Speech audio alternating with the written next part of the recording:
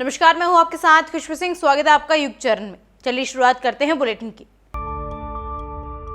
Israel और Hamas जंग में मंगलवार देर रात सबसे बड़े हमले की खबर आई। गाजा सिटी के अहली अरब सिटी हॉस्पिटल पर रॉकेट हमले में 500 लोगों के मारे जाने की बात कही गई है। हमास ने दावा किया कि हमला इजरायल ने किया। वहीं इजरायल ने कहा कि हॉस्पिटल पर हुए हमले में उसका हाथ नहीं है। इधर अमेरिका के राष्ट्रपति जो बाइडेन आज इजरायल पहुंच रहे हैं। गाजा अस्पताल पर हमले के बाद बाइडेन की अरब नेताओं के साथ होने वाली मीटिंग रद्द हो गई है। दरअसल बाइडेन इजरायल के बाद जॉर्डन, मिस्र और फिलिस्तीन जाकर वहां के नेताओं से मुलाकात करने वाले थे। अब उनका इन सभी देशों का दौरा रद्द हो गया है। बाइडेन के प्लेन एयरफोर्स वन से अमेरिकी नेशनल सिक्योरिटी काउंसिल के प्रवक्ता जॉन किर्बी ने कहा, जॉर्डन में होने वाली बैठक को रद्द करने का फैसला बाइडेन और जॉर्डन के किंग अब्दुल्ला ने मिलकर लिया है। एयर इंडिया के बाद टाटा ग्रुप आज अपनी budget airlines air India express का नया मेकओवर अनवील कर सकती है। हालांकि एयरलाइन के टेल आर्ट कल्चर में किसी तरह के बदलाव की संभावना नहीं है। ये एयर इंडिया के ट्रांसफॉर्मेशन प्रोग्राम का हिस्सा है। बीते दिनों एक अधिकारी ने कहा था कि अभी हम लोगों के फॉन्ट, कलर और टेल आर्ट के बारे में ज़्यादा खुलासा नहीं कर सकते हैं।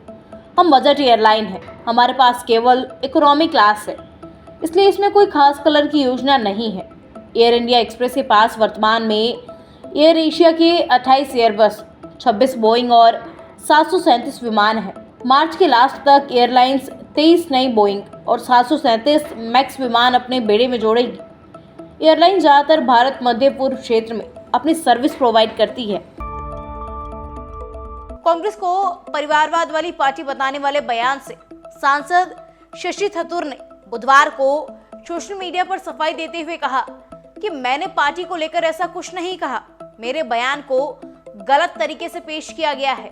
थरूर ने कहा, सोमवार को मैंने एक निजी कार्यक्रम में जो बयान दिया था वो कोई फॉर्मल स्टेटमेंट नहीं था। मेरे बयान का गलत मतलब निकाला गया। मैंने बार बार कहा कि नेहरू गांधी परिवार का डीएनए कांग्रेस पार्टी के साथ अटूट रूप से जुड़ा हुआ है। परिवार ही पार्टी की ताकत है। इसमें भी कोई संदेह नहीं है कि राहुल गांधी पार्टी के सबसे पसंदीदा नेता है। कांग्रेस सांसद शशि थरूर ने सोमवार को तिरुवनंतपुरम में एक टेक कंपनी के दफ्तर के उद्घाटन कार्यक्रम में गए थे। यहाँ मीडिया से बातचीत के दौरान पत्रकारों ने उनसे पूछा कि 2024 लोकसभा चुनाव में अगर इंडिया गठबंधन जीतती है तो कांग्रेस की ओर से प्रधानमंत्री पद का दावेदार कौन होगा। थरूर ने इसके जवाब में अमेरिकी के संसदीय चुनाव प्रक्रिया का उदाहरण दिया। थरूर ने कहा, अमेरिका में मतदाता प्राइमरी के माध्यम से एक उम्मीदवार चुनते हैं और फिर राष्ट्रपति चुनाव में पार्टी की टिकट पर चुनाव लड़ता है।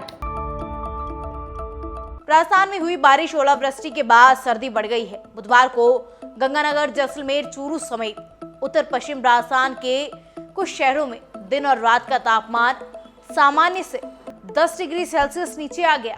वहीं अलवर और सीकर जिले में गुरुवार को सुबह की शुरुआत कोहरे के साथ हुई।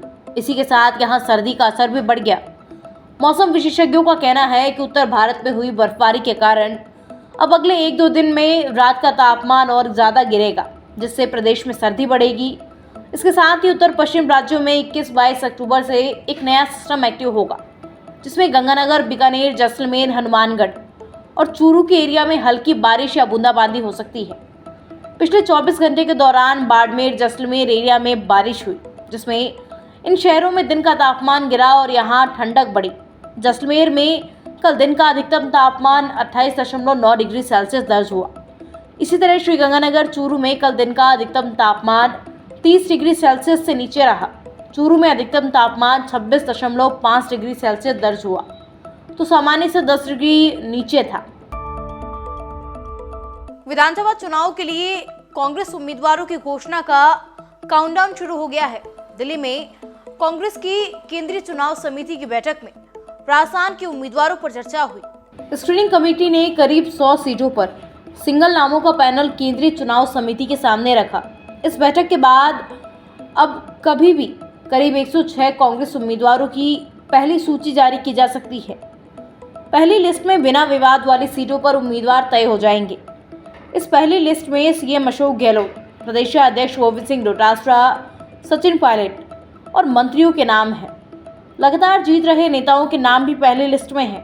कांग्रेस में सीटवार सर्वे और टिकट के मापदंडों को लेकर लंबा मंथन चला है। इस बार स्क्रीनिंग कमेटी और प्रदेश चुनाव समिति ने अलग अलग एक्सरसाइज की थी। बड़े नेताओं से भी नाम मांगे गए थे। इसके बाद कल स्क्रीनिंग कमेटी ने पैनल पर लंबा डिस्कशन किया। ऐसी ही तमाम खबरें देखने के लिए सब्सक्राइब कीजिए हमारे चैनल को और यूं ही बने रहिए युग चरण के साथ।